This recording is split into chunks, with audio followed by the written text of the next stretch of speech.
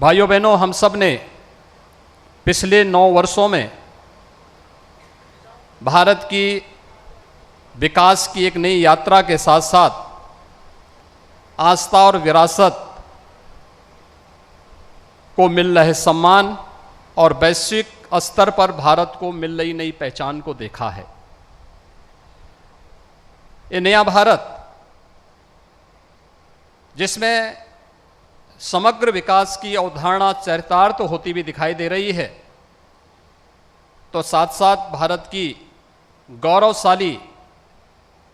आस्था और विरासत को भी एक नई पहचान मिली है। हम में से हर व्यक्ति जानता है, योग भारत की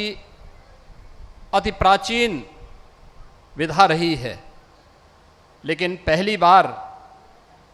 योग वैश्विक मान्यता प्राप्त हुई है। जब 21 जून की तिथि संयुक्त राष्ट्र संघ के द्वारा विश्व योग दिवस के रूप में मान्यता देकर के आदरणीय प्रधानमंत्री जी के प्रस्ताव को वैश्विक मान्यता दी और वर्तमान में 180 देश भारत की ऋषि परंपरा की इस प्रसाद के साथ, इस उपहार के साथ जुड़ करके भारत के प्रति कृतज्ञता ज्ञापित करते हैं। कुंभ को विश्व की मानवता की अमूर्त सांस्कृतिक धरोहर के रूप में मान्यता देकर के प्रयागराज कुंभ को वैश्विक मान्यता दिलाने का कार्य 2019 में देश ने भी और दुनिया ने भी देखा है। और भारत की गौरवशाली आस्था के प्रति सम्मान और उनकी पुनर्स्थापना का कार्य किस रूप में होना है, यह आपने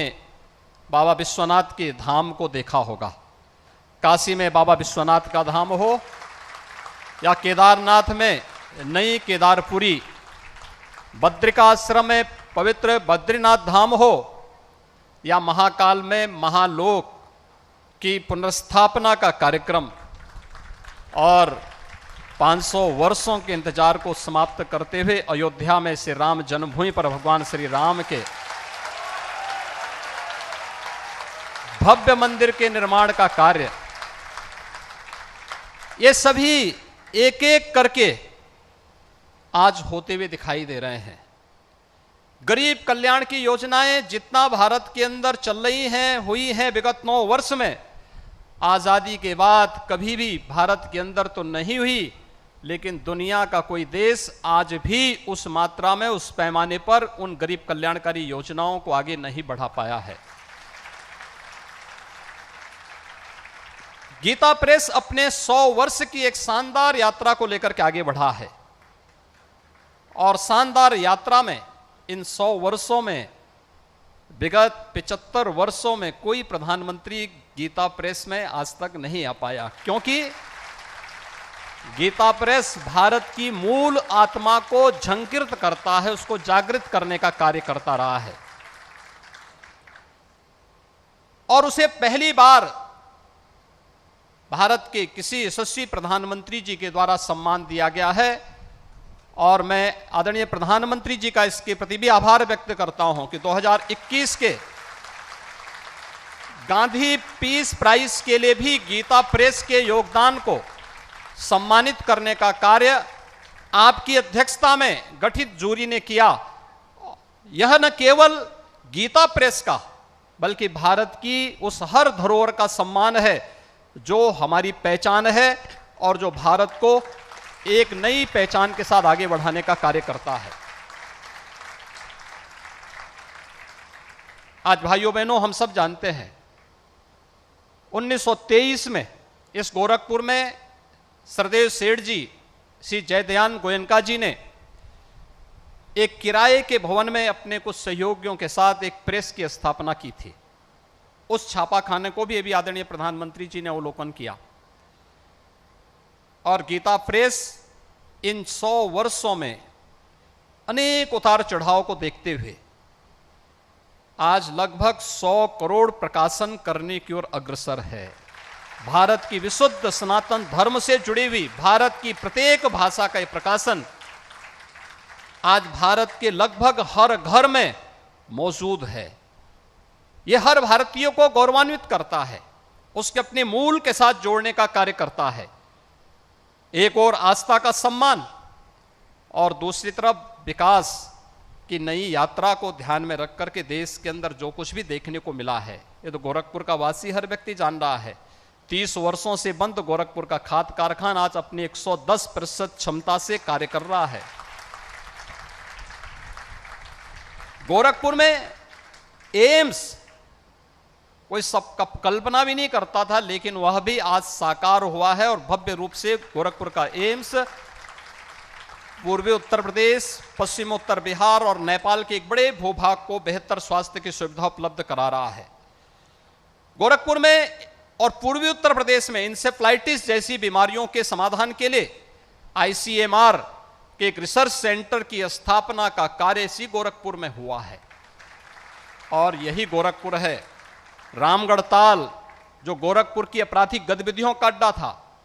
आज शानदार सरोवर के रूप में अपनी एक नई पहचान बना रहा है। एक नई कनेक्टिविटी के साथ उड़ान योजना के अंतर्गत 2017 के पहले गोरखपुर में केवल 1 फ्लाइट थी, आज 14 फ्लाइट गोरखपुर से चल रही हैं। और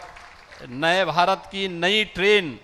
वंदे भारत के रूप में भी आज गोरखपुर से लखनऊ के लिए और जोधपुर से अहमदाबाद के लिए आदरणीय प्रधानमंत्री जी के कर कमलों से कुछ ही देर में प्रारंभ होने वाला है। भाइयों बहनों, ये अद्भुत संगम और सचमुच ऐसे महानायक का इस अवसर पर स्वागत और अभिनंदन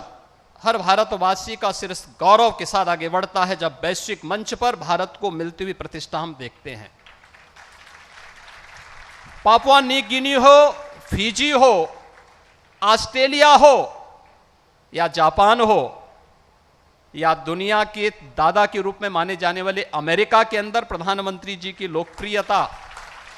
या दुनिया के किसी भी अन्य उस मंच पर या भारत के 140 करोड़ लोगों के सिर को गौरव के साथ आगे बढ़ाता है और हर भारतीय को आगे बढ़ने के लिए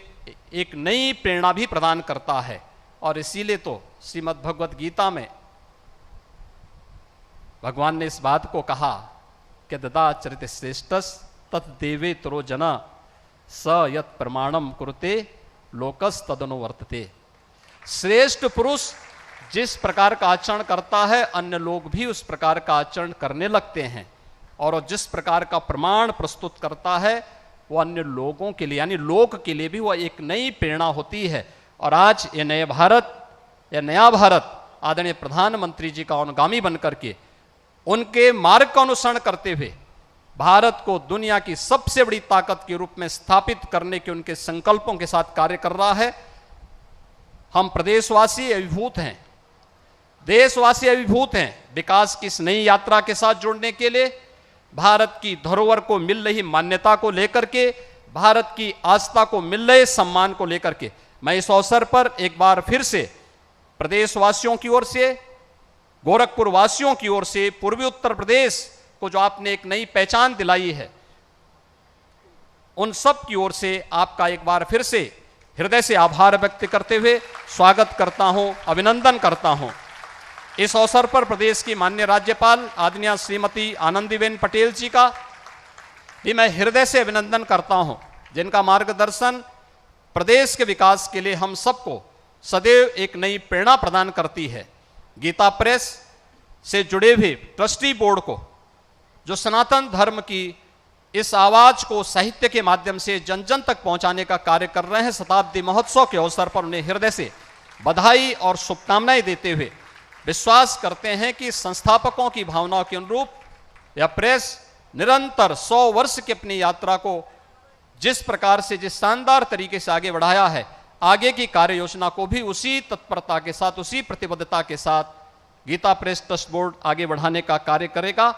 पूरा समाज और पूरी सरकार आज आपके साथ में है। इस विश्वास के साथ मैं आप सबके प्रति अपनी शुभकामनाएं देता हूं। धन्यवाद। जय हिंद।